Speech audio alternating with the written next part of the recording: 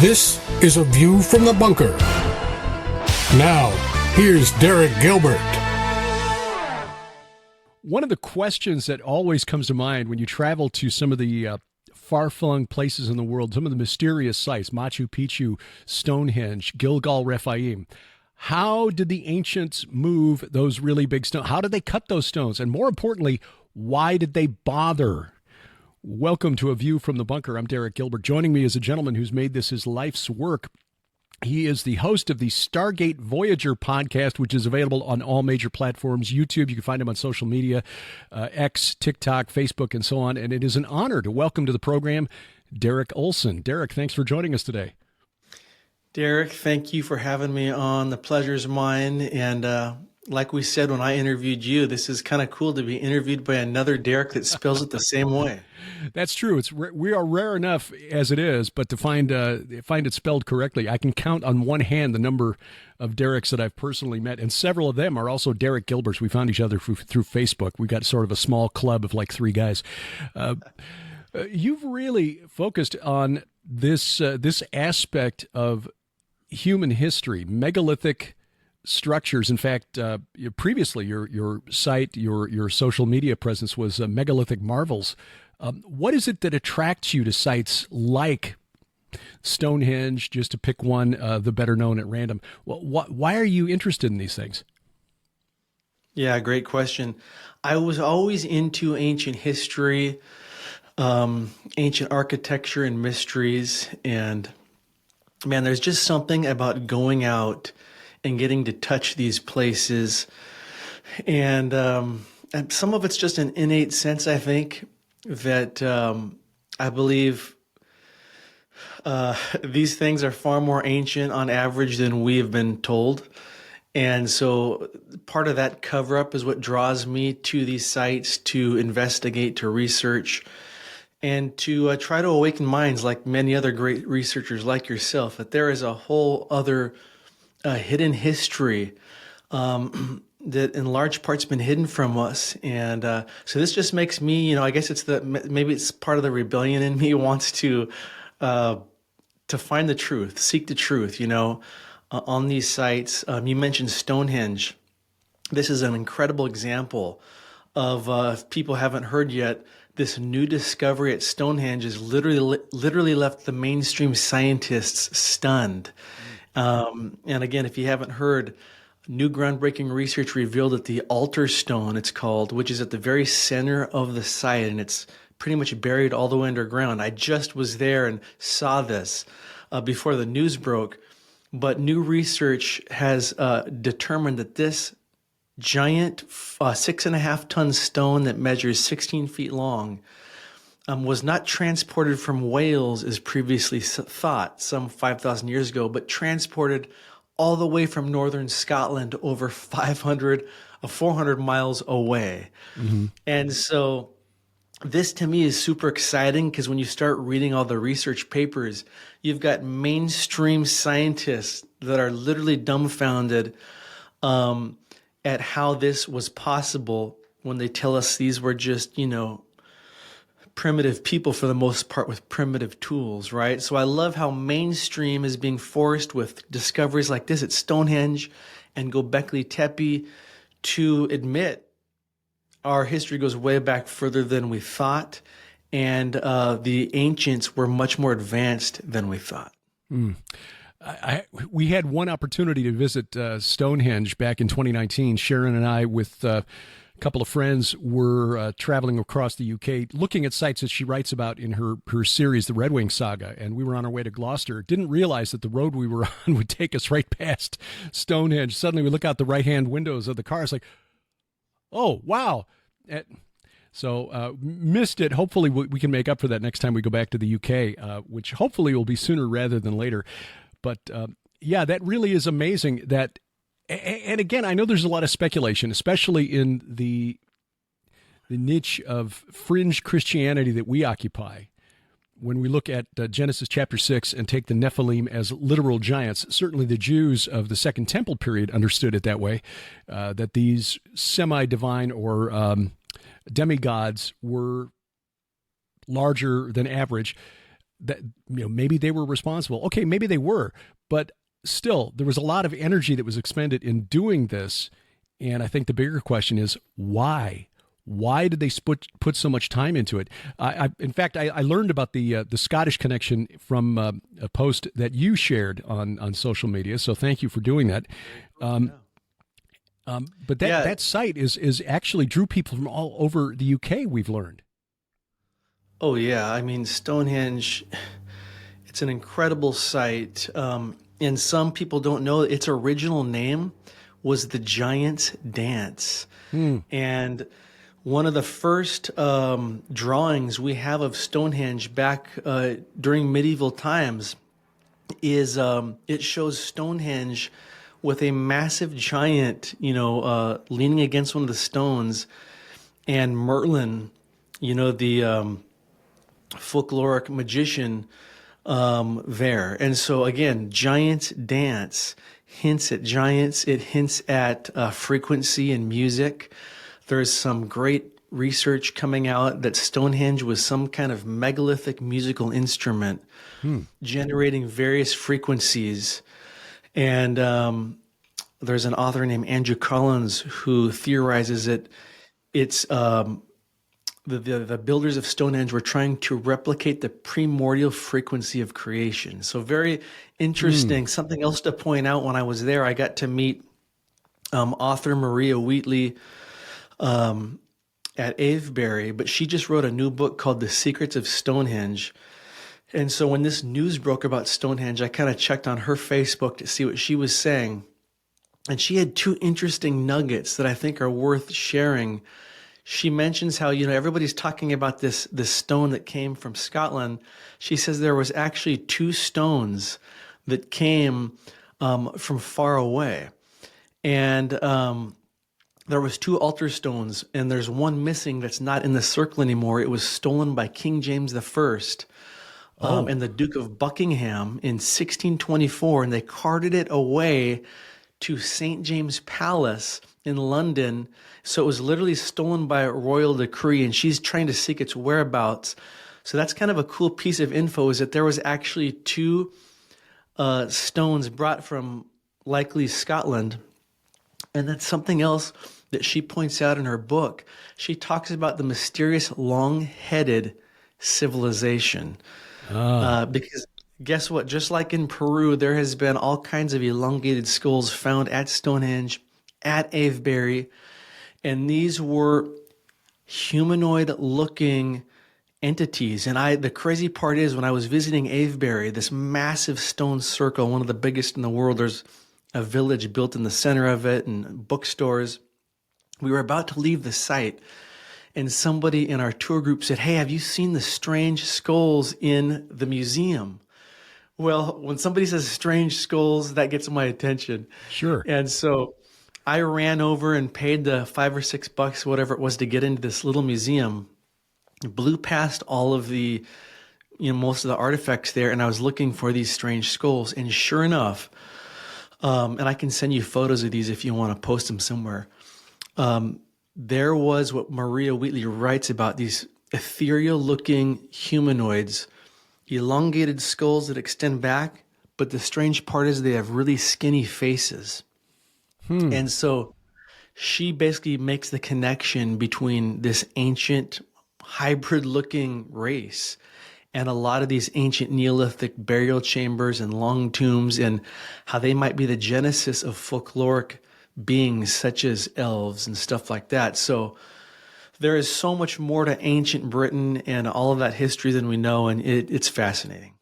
It really is. What is really intriguing are the strange parallels in those sorts of long chamber burials.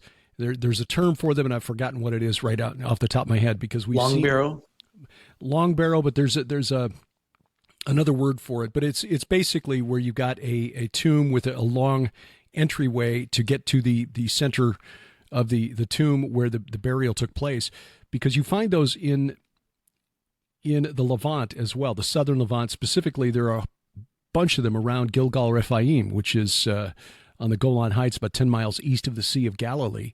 And on the Golan Heights, you've got over 5,000 megalithic structures, and many of them have that sort of barrow shape, like dolmen in the center covered with a tumulus, but there's a chamber that you have to go through, a tunnel that you have to enter to get to that. And that essentially is just a smaller version of Gilgal Rephaim. The central core is that way. You have to enter through a chamber. You cross a what they call a threshold stone to get into the central core. One of the things I discovered in researching my first book was that the practice of head shaping, and I know L.A. Marzulli and others, Brian Forster, have done some work on the Peruvian skulls, the Paracas skulls, and shown that there's some anomalies there that suggest that maybe it's not the result of head binding or anything like that. But this appears to have been, in the ancient Near East, a universal practice going back to about 10,000 BC, which would be roughly the time of the construction of Göbekli Tepe. There was something about that practice that was practiced, that was a universal across all social classes, it appears. Something about that shape. So whether these were genetic, which nobody's researched as far as I know, I think credentialed scholars are afraid to touch that particular topic because it would probably be the end of their academic career. But again, I think the bigger question is, why would they do it? If it wasn't genetic, why were they doing it? The same question that we ask about these big megalithic sites. Why did they spend so much effort at a time before the invention of the wheel, before the invention of pottery, before the invention, not to mention writing? Why were they spending all of this effort to build these massive structures? There was something very important about them, and clearly it wasn't for food or defense. It had to be a religious structure of some sort. Yeah, no, exactly 100%. And I lean towards the elite of this golden age, and even after, were likely the ones that had the natural elongated skulls, and then that the general population, was trying to emulate this ruling class. And I just got back from Peru and got to see several strange elongated skulls. Sadly, it appears that there might be a cover-up underway right now in Peru to start systematically removing the biggest, most fantastic elongated skulls. We had a pre-tour in Nazca, and so our group, I wasn't able to make the pre-tour portion, but they were supposed to go visit the Paracas Museum, which houses the biggest, most famous collection of elongated skulls. And that museum shut down. So then they go to the Ica Museum in the next town over that houses the infamous Chongo skull, which is probably the biggest elongated skull from Peru you can see if you Google Chongo skull. This thing's got huge eye sockets. It looks like it's got almost 40% more cranial mass than our skulls. And cradle headboarding, it can shape, but it can't make more mass. Right, This has more mass. As L.A. Marzulli would point out, the foramen magnum, where our neck attaches to the skull, on us, it's in the center. Bottom of our skulls, on these elongated natural skulls of Peru, it's in the very back. So very strange genetic stuff there. All that to say, the Chongo skull was not on display. Well, then on our way up to Cusco, we stopped by the Andahuaylas Museum, which houses one of the other famous skulls known as Waiki. And this is the one you've seen photos of on the cover of probably so many books. It looks basically like it's an alien, if you can say that. We go into this museum, and they had a fake in there. And I called out the museum curator who was giving us a tour. I said, I was just here last year. That is a replica, right? And she admitted, yeah, it is a replica. And so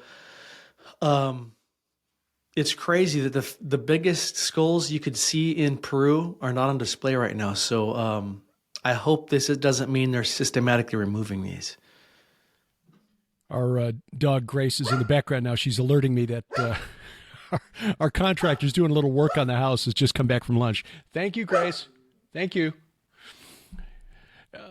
We heard similar stories when we were in Sardinia of the removal of the bones of the giants from the giants' tombs. There are like 200 of those across the island of Sardinia.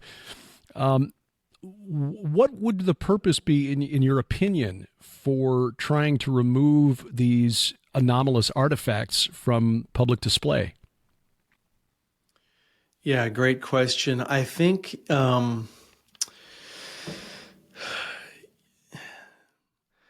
many have said, those who control the past control the future. And so if they can, when people see these skulls, if you're any type of a critical thinking person, in my humble opinion, you just know, again, when you especially see one of these big ones that's clearly what I would say a naturally elongated skull, I believe this is a descendant of the Nephilim or something like that. It's a hybrid, right? Well, then that leads to all kinds of questions, like where did this come from? And if you've heard about the Nephilim or Genesis 6:4, you might, start reading that. And so I believe one of the reasons for the cover-up is that people seeing these skulls leads to way too many questions, which probably takes them off the Darwinian paradigm. It creates too many problems if we realize there was this whole other hybrid race separate from humanity, if that makes sense. And something else I should point out, again, having just been in Peru and talking to some of our guides who descend from the Inca, what a fascinating place. So even in the time of the Inca, and I believe that, and we can talk more in depth about this in a minute if you want, but most of these sites we see in Peru, right, way predate the Inca. The Inca found these megalithic superstructures, began building on top of them. But even during the time of the Inca, their most valued possessions were these elongated skulled mummies. And according to the Inca's own mythology, during the solstices, winter and summer solstice, they would bring these prized possessions that they venerated out of hiding, and they would place these elongated skulls, mummies, they call them wakas. And these are the megalithic looking altar type structures. And they would place these elongated skulled humanoids inside. And when the solstice would hit, according to the Inca's own mythology, these elongated skull mummies would become animated, and they would begin to speak to the Inca and give them, laws and tell them orders and give them vision for the upcoming years. So I just found that so fascinating. And you see in a lot of these elongated skull mummies, you'll see a hole in the top of the head. And so as I've dug and done some research, again, the Inca's own mythology says that when these things were alive, these entities, they would do this surgery and place a golden artifact in its head to help it better connect with the gods. And so crazy to consider. I know I said a lot there, but. No, it's actually, again, the connection to the other side of the world is evident in the 6th century BC when the last king of Rome, Tarquinius Superbus, or Tarquin the Proud, was digging the foundation for the Temple of Jupiter. They found a well-preserved human head. And in the Etruscan religion, because Tarquin was an Etruscan, they used human skulls, human heads, to communicate with the spirits, the divine. It was like a portal through which they could speak and hear information back, which may speak to why in the ancient world, you get back to the Natufian culture in the ancient Near East, roughly the time of Göbekli Tepe again, you've got what appears to be skull cults everywhere from Çatalhöyük and Göbekli Tepe in what is now southern Turkey down to Jericho. We saw some of the plastered Jericho skulls when we were in Amman, Jordan last year, which is fascinating. They kept them on display. We don't know what they were used for because they hadn't invented writing yet, but it's possible it was something similar to what the descendants of the Incas say these mummies were used for, a tool for communicating with the spirit realm. Yeah, those plaster covered skulls that you just mentioned from Jericho, that is so crazy to see and to consider why were they covering these things with plaster like this? It looks so bizarre. So, Well, again, we don't know because again, you're talking a prehistoric culture without writing as far as we know. So we can only guess, but it just makes you wonder that if they were preserved for the same purpose as the Etruscans in the classical era and the Peruvians in late antiquity, if they were using these things as a way to communicate with the spirit realm, which again gets back to the reason that they built these megalithic structures in the first place. Why spend all this time, money, effort, energy, use all this building material? It could have been used for defensive walls against their enemies, and use it to. I mean, Gilgal Rephaim on the Golan Heights has an estimated 45 to 65,000 tons of stone. I've seen the estimate of the amount of stone at Stonehenge at less than 2,000 tons. So that gives you an idea how much rock they had to move. Now, none of the stones are as big as at Stonehenge. They're all like still heavy, 40 to 80 pounds apiece, but there was just a lot of them. Back to Peru, though, the Incas, as you say, admit that they didn't build the megalithic sites like Teotihuacan, or not pronouncing it correctly, I'm sure. Teotihuacan, yeah. I'm conflating with Teotihuacan, the end of the world as we know it. Anyway. Or Tiwanaku, sorry, yeah. Tiwanaku, yeah. Machu Picchu, those sites like that. There's a difference in Cusco, where you see the walls that were built, the original walls, and the walls that were added on or repaired by the Incas. There's a definite difference in construction quality. The Inca work is much less refined. Do the Incas have any stories about where these ancients came from, who they were? Yeah, when you read some of the Inca's own, I guess a lot of the history we get, the Inca didn't necessarily have a written language, but we can take a lot from what the Spanish said about the Inca. When the conquistadors were coming through, a lot of the Spanish chroniclers wrote, some very wealth of information about the Inca. In some of these Spanish writings talk about, how the Inca said, hey, we didn't build these, because when the Spanish arrived, they said, hey, did you build this in Cusco? And they were like, no, this was already here. And one thing I've really picked up on the last couple years in Peru is the legend of the Hanan Pacha. And this means the three worlds.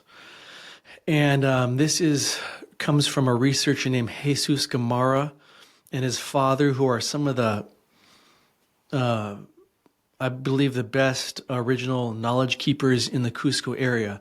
And so the legend of the Hanan Pacha talks about the three worlds. And so you have number one, the Hanan Pacha. This is a word that means the first culture. And this was the ancient civilization that shaped the bedrock and engineered the biggest cyclopean walls. So like you've probably heard of Sacsayhuaman, one of my favorite sites. Mm-hmm. It's got 200 plus ton interlocking megalithic blocks. I believe this was made by the first culture. And again, a lot of the Incan legends do say there was giants building a lot of this.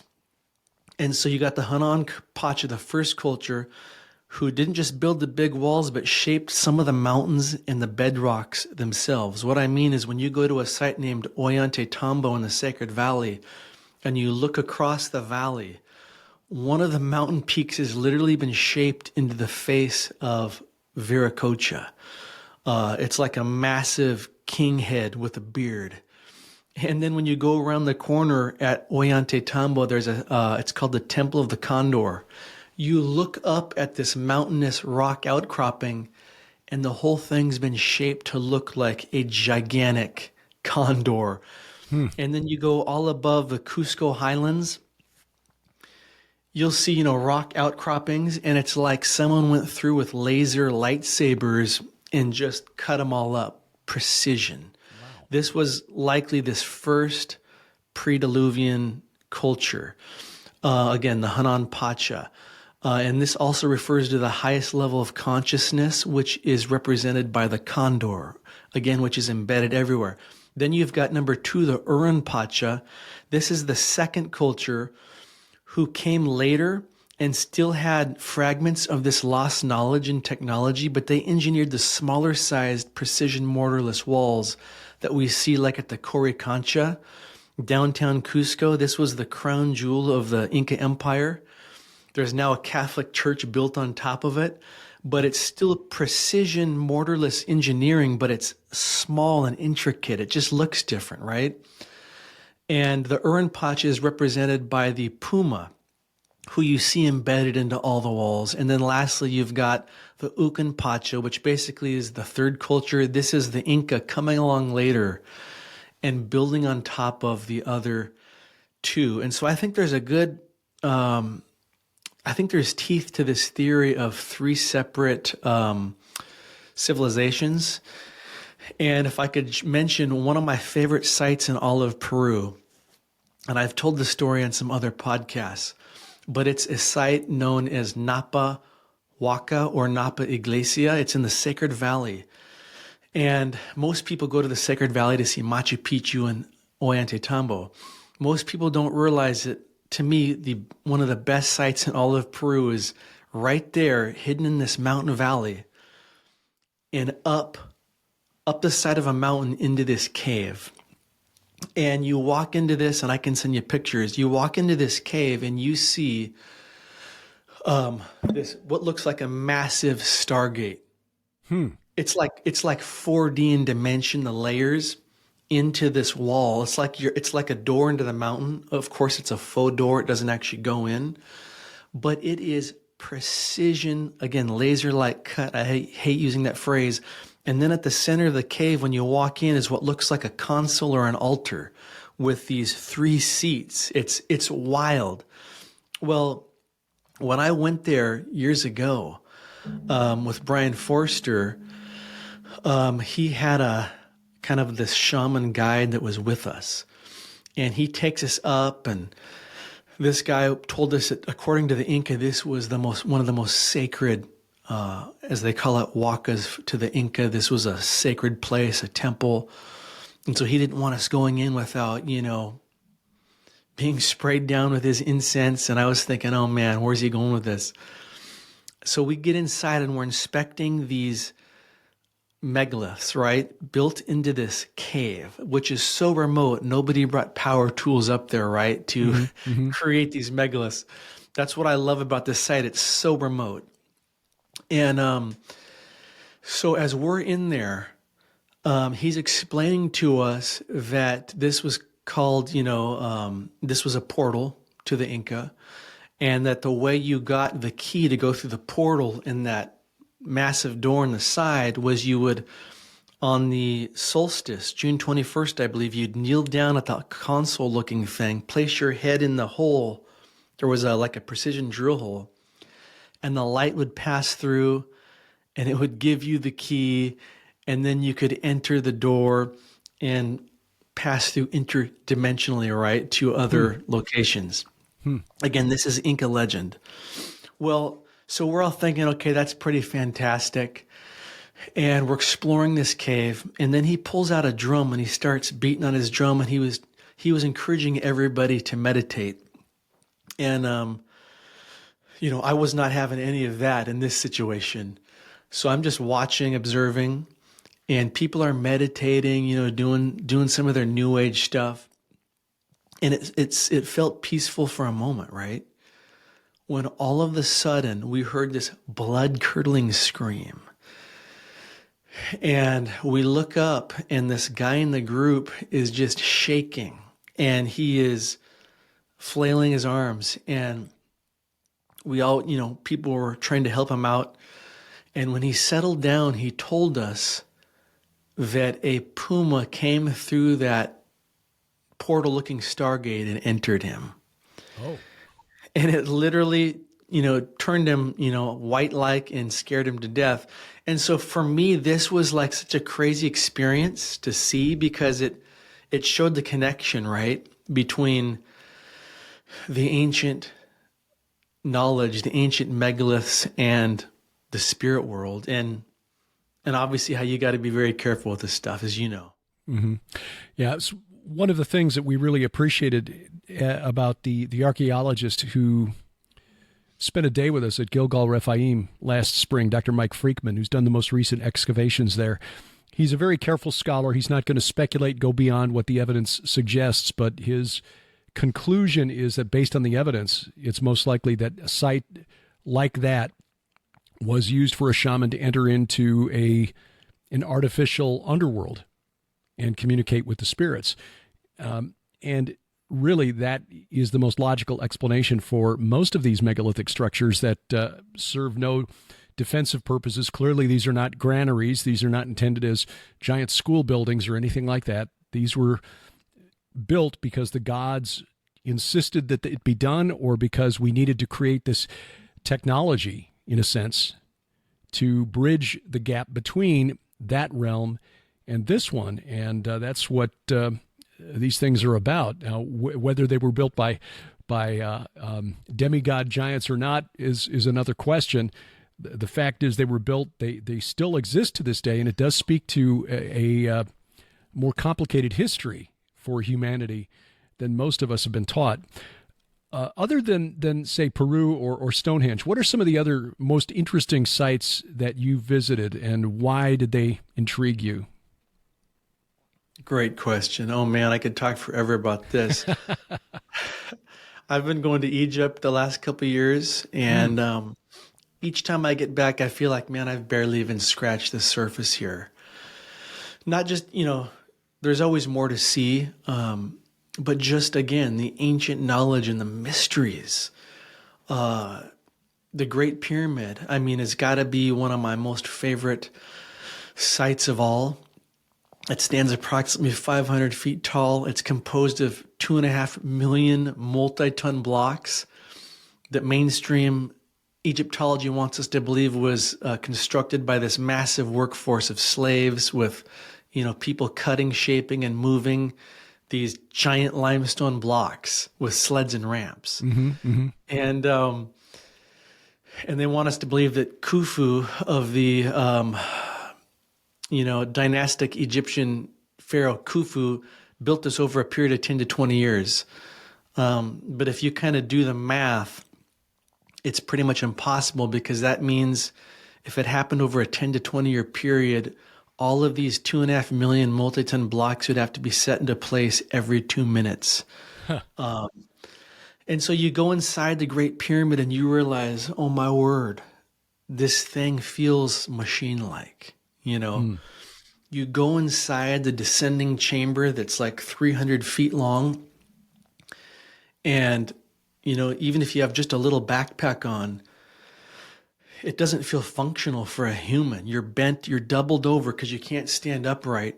This feels like a maintenance shaft, and you can barely go down and up it with the modern day wooden railings and steps they've put in there. So how would the dynastic Egyptians of 3000 BC have traversed through this in a massive funeral procession with giant sarcophaguses, right? And statues without steps or railings. Mm-hmm. If you're in there, this is not possible. And so, again, there's so many great theories, like put out by author Christopher Dunn, and he was a great engineer, and I've been reading his latest books, and he theorizes the Great Pyramids were likely some sort of energy generators that were creating energy for this ancient civilization. So there's sites like that. Another one I would mention in Egypt is, and I might have told you this when we talked last on one of our interviews, but a lot of people don't realize there's megalithic statues in Egypt. And I believe these are giving us a glimpse of this pre-Diluvian original culture with ancient technology. There's 2,000-ton statues that are crafted from a single piece of granite with, again, laser-like precision. I believe these are ancient, they're weathered, but you can still see the precision on these. And I believe the dynastic Egyptians of 3000 BC, who came along later, kind of like the Inca, they found these incredible superstructures and they began to build on top of, around them, and emulate the look of this earlier culture. So these massive statues that you can see like at the Ramesseum, you can Google that and see the 1,000-ton statue there, or there's another one in Memphis. This thing is just precision and incredible. And again, when you look at the archaeological record, and this is something I should state when I'm talking about the Inca and the dynastic Egyptians, because the mainstream's own archaeological record says that the Inca had bronze chisels and stone hammers. Well, that cannot precision penetrate harder granite stone, right?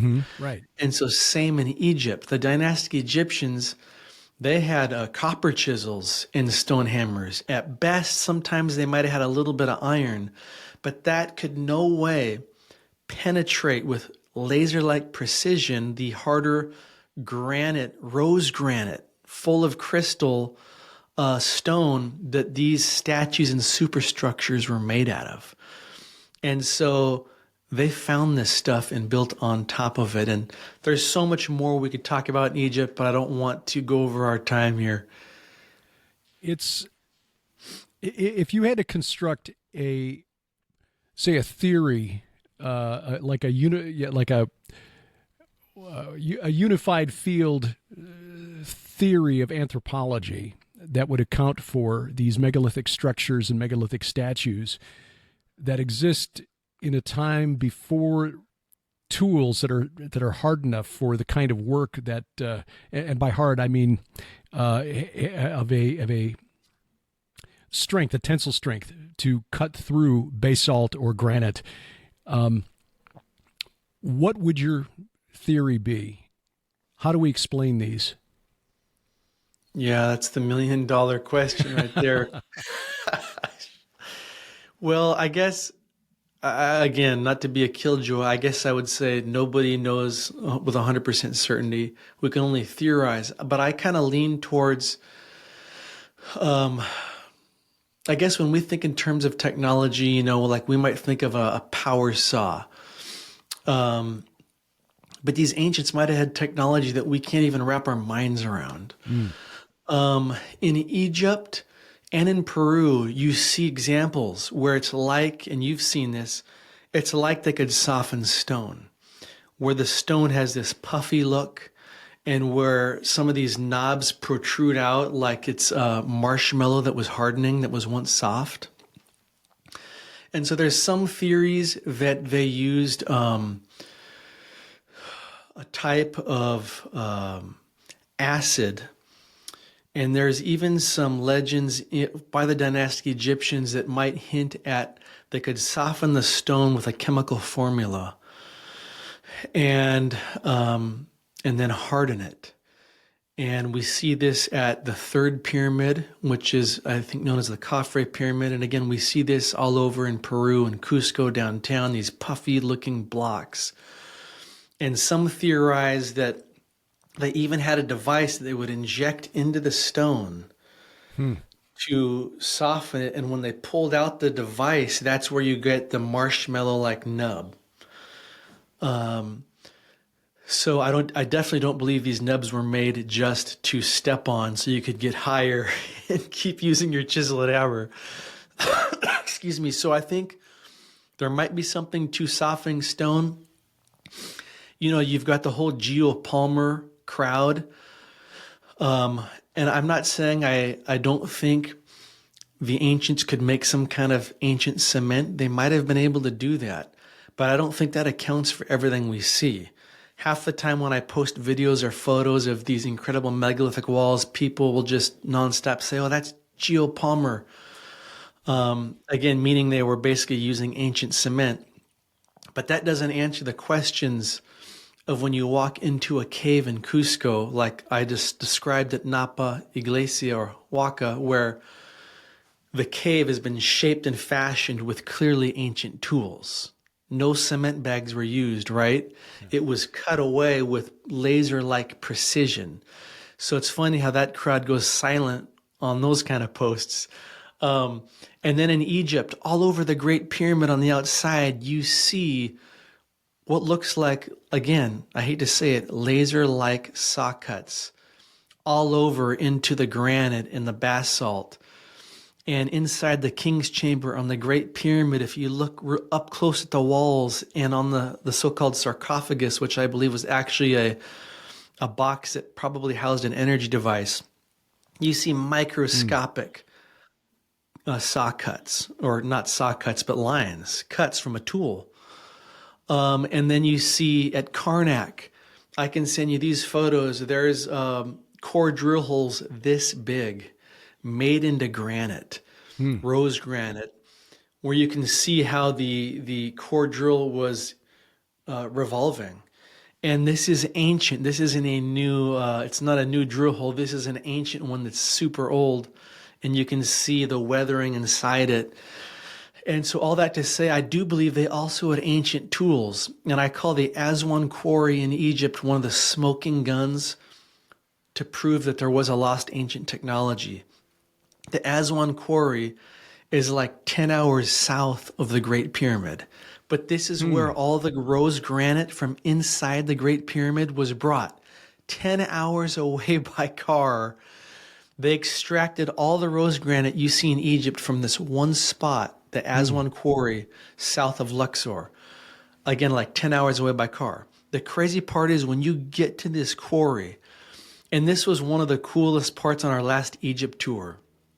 We had a handful of guys that didn't realize what kind of tours I lead. You know, these are alternative history where we're looking for ancient technology. And so we had some guys that were awesome, but they were not buying that there was ancient technology and lost history, right? Mm-hmm. And they would politely argue about it until we got to the Aswan Quarry. Again, up until this point, they all believed the mainstream version that the dynastic Egyptians just made all this with chisels and hammers. Well, when we got to the quarry and they saw the unfinished obelisk, which is like 1,200 tons, it's cut on three sides, but still sitting there. And we got to walk around it on our exclusive tour.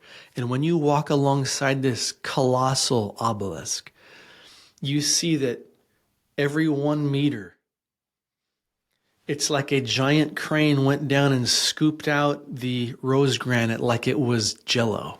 Wow. And so, again, no chisel and hammer could ever account for this. These are 1 meter scoop marks that came down from the top and pulled out a chunk. And when they saw that, I remember this one guy he shook his head and he said, "Lost ancient technology." Paradigm officially shifted. I was like, yes. Yeah. So, Derek, where are you planning to go next? And if people are interested in joining one of your tours, how do they do that? Yeah, thanks for asking. You know, I'm getting a little bit of a late start, but I'm putting the finishing touches on next year's Peru tour, which is going to be a special one. It's going to be a Peru, Bolivia, Easter Island combo tour, to where anybody can do all of it kind of as one package, or anybody can just do one piece of it. So that's going to be in May of 2025. We're going to see the best sites right there in Cusco. Then we're going to go down into Bolivia and see Pumapunku, Tiwanaku. And then for those who want, we're going to go to Easter Island. So it's going to be incredible. Yeah. And then I'm trying to decide what my second tour is going to be at the end of 2025. It's either going to be Egypt or likely we're going to go to Cambodia and see all the ancient ruins there. So Angkor Wat? Yes. So people can go to stargatevoyager.com/tours, bookmark that, and as soon as these tours are posted, they'll go live there. Well, if you ever want to come to Israel and see the megalithic sites there, we've got a few that we've bookmarked that we'll be going back to visit and do some more research on. It startles me that there are some there that nobody seems to know about. Even the Israelis don't know about these things. It doesn't help that like Gilgal Rephaim's 5 miles from the Syrian border. That probably is a deterrent for some folks. But anyway, fascinating. Please stay in touch, and we will likewise stay in touch with you because, again, we can't, as a Christian, just ignore these things and pretend that they don't exist. If we believe in a God who spoke the universe into creation, we have to be able to address these things and come up with a biblical response. But just from a human geek standpoint, just going and marveling at these things is fascinating in and of itself, and appreciate you bringing these things to the rest of us through video and through images. So we will definitely share your links around. And Derek, we look forward to talking with you again. Derek, thanks so much. This was awesome. I hope the listeners enjoyed it. Check the notes below, whether you're watching or listening to this program, and you'll find a link to Derek Olson's work, formerly Megalithic Marvels, now Stargate Voyager. Very intriguing stuff, and we're happy that he is out there getting people interested in some of these mysteries. If you noticed, we're in a different place today. Well, you're right. Very observant of you. It's because I'm in Valley City, North Dakota for the Pitchfork and Hoe gathering.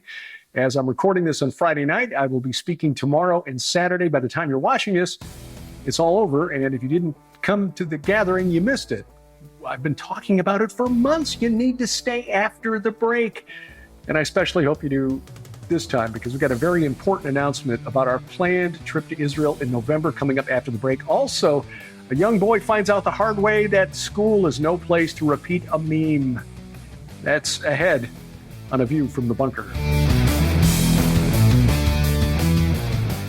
It's time for back to school, and we have a special offer in September at the Gilbert House store. Back to school, it's impossible to believe. Where did the year go? Well, October is also approaching, so we have a deal for you. $35 only plus shipping and handling will get you 2 amazing books and a CD, which is interviews with Dr. Michael Heiser. Preparing you for All Hallows Eve, the month of October, when we begin to think about the spirit realm, our book Veneration, which takes a deep dive into the cult of the Nephilim around ancient Israel, the source of the demons that plague the world to this day. And also a wonderful book by our friend Vicki Joy Anderson. They only come out at night. This is your manual for spiritual warfare. This should be in your church library. Those 2 books plus a 7-hour audio CD with Dr. Michael S. Heiser discussing the unseen realm. These 2 books plus the CD, just $35 plus shipping and handling only at gilberthouse.org/store.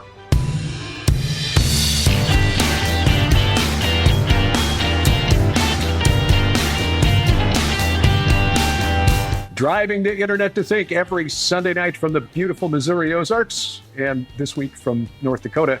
This is A View from the Bunker. I'm Derek Gilbert. You can find us online at VFTB.net. Social media, you'll find us at X, formerly Twitter, at View from Bunker, at Derek Gilbert, at Gilbert House _TV. Also on Truth Social, Gab, MeWe Getter, at Derek P. Gilbert, Threads, also on Facebook and YouTube at Gilbert House. Please subscribe, share, click that like button, click the bell for notifications, and then download our free mobile app to guarantee that we never get canceled. You see, that bypasses the gatekeepers. The content on our app comes directly from the Christian company that's developed the app directly to your smartphone or tablet, whether it's iOS, Android, Amazon Kindle Fire. We've also got versions for Roku, Apple TV, and now Amazon Fire TV as well, Google TV too. So get that app onto your smart TV as well, and you can watch these programs, our weekly broadcast, Unraveling Revelation, and soon we're bringing back the Bible's Greatest Mysteries, and Sharon's starting a new podcast called The Armored Sheep. All of that in one handy little device. You'll find it at gilberthouse.org/app, gilberthouse.org/app. Well, young man in Colorado City, Texas. I say young man, he's a 6th grader, 11 years old. Found out the hard way that repeating a funny meme that you saw on YouTube can get you in big, big trouble. You see, he was telling his friends, I just want to blow up ...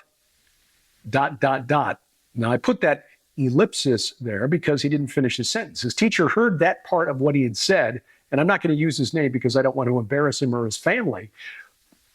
She heard, I just want to blow up, and her brain filled in the rest, thinking that he was talking about doing some harm to others in the school.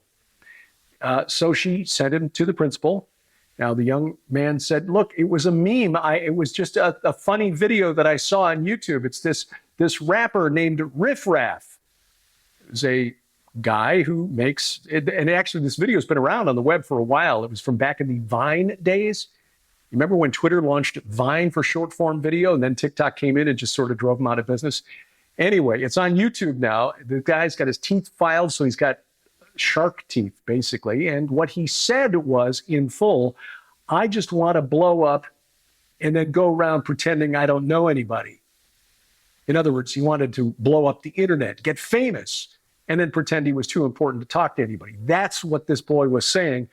His teacher didn't believe him. The principal didn't believe him. School administrators didn't believe him. He was suspended. And the following day, Colorado City police came calling, and he was arrested. Yes, for being a potential terrorist. Again, all the while protesting, look, this is just this dumb meme by this rapper with shark teeth. And I've not followed up on the story this week, been busy getting ready for this pitchfork and hoe gathering, so I don't know how his court date turned out.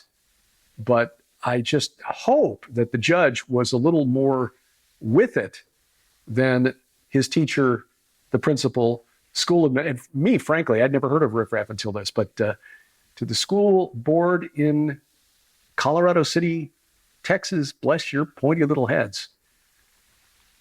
Well, pitchfork and hoe gathering, as you're seeing this, it is already in the past, and well, maybe we'll be back next year. We'll find out. Certainly open to that. We've got a couple of other conferences to tell you about. Sharon participating in the Inspiring Women webinar. That is 1 month away, October 4th through 6th. This is being presented by Hear the Watchman. Other women who've got stories to tell. Sharon basically talks about how she found her voice, which is an apt title for her presentation because Sharon was a professional vocalist for a couple of decades, and she was offered a golden ticket at one point. You can hear that story and hear from other women like Vicki Joy Anderson, Tracy Tennant, Heidi Begley, Leslie Johnson, and more. And then on Sunday, October 6th, there's a live Q&A where you can interact with the speakers, ask questions directly, and get some feedback in real time. So find out more. As of this recording, still an early bird discount, $20 off registration at hearthewatchmen.com, hearthewatchmen.com. Now, December 5th through 8th, I'll be speaking at the Branson Christmas Prophecy Conference. This is from Prophecy Watchers. So Mondo Gonzalez, Josh Peck, and then just a lineup I'm honored to be a part of. L.A. Marzulli, Bill Salas, Billy Crone, Dr. Ken Johnson, Lieutenant Colonel Robert McGinnis, Alex Newman, Brandon Holthouse, Doug Hershey, Olivier Melnick, Larry Olson, many others. And it's at a wonderful facility. Sharon and I have actually stayed at the Chateau on the Lake in Branson. It is a gorgeous hotel, and this being the Christmas season, it will be done up for Christmas. Don't miss this. If you've got a couple of extra days, spend some time in Branson. Silver Dollar City at Christmas time is beautiful as well. More information at prophecywatchers.com and also Branson Christmas Prophecy Conference.com. And we hope we see you there. That'll be fun. Now, the announcement I mentioned before the break, our November Solidarity Mission to Israel, we had planned to go November 6th through 13th. And it's just looking like this is not going to work out this time. We did it in May, small group, 9 of us all together. It was a really powerful, and if you watched last week's program about the visit, you see what I mean. But with the security situation uncertain and the economy showing a lot of red flag indicators right now, there just isn't the response that that would make it financially feasible for Lipkin Tours. So we are just going to put this off. No plans to reschedule at this point. We'll wait and see what happens in the next few weeks. Iran has been holding off despite the threats, threatening to respond to Israel for the assassination of the leader of Hamas in Tehran, which was a pretty bold strike by Israel. Israel's not claimed responsibility for it, but it's presumed that Israel was responsible. But the United States rushed a lot of naval assets to the area, 2 aircraft carriers and a nuclear-armed submarine, the USS Georgia, are in the vicinity. But as we're recording this, just today reported that the United States has let it be known to Benjamin Netanyahu that those aircraft carriers can't stay there forever. Basically saying, get things squared away. Well, as if it's within the power of Benjamin Netanyahu to compel Iran or Hamas or Hezbollah to do anything. So we'll see what happens. As of now, our tour next spring, the Iron and Myth Tour with Timothy Alberino, Doug Van Dorn, and Dr. Judd Burton, that is still a go. We are still going to be there March 25th through April 3rd. That information has all been updated at our website, gilberthouse.org/travel, gilberthouse.org/travel. Thank you for taking time out of your schedule to watch or listen, as the case may be. If you're watching, great. Subscribe, share, click that bell for notifications, and then download our app. And then, if you're listening, Apple Podcasts, YouTube Music, Amazon Music, iHeartRadio, Spotify, Spreaker, Pandora, wherever fine podcasts are sold. Thank you. If you got a spare moment, we'd appreciate a good review. Our announcer, the inimitable DC Good. And A View from the Bunker is a production of Gilbert House Ministries, released under Creative Commons Attribution, non-commercial, no derivatives, 4.0 international license. We wrestle not against flesh and blood. Pray for the peace of Jerusalem. Good night, Oliver, from North Dakota. I'm Derek Gilbert, and this is A View from the Bunker.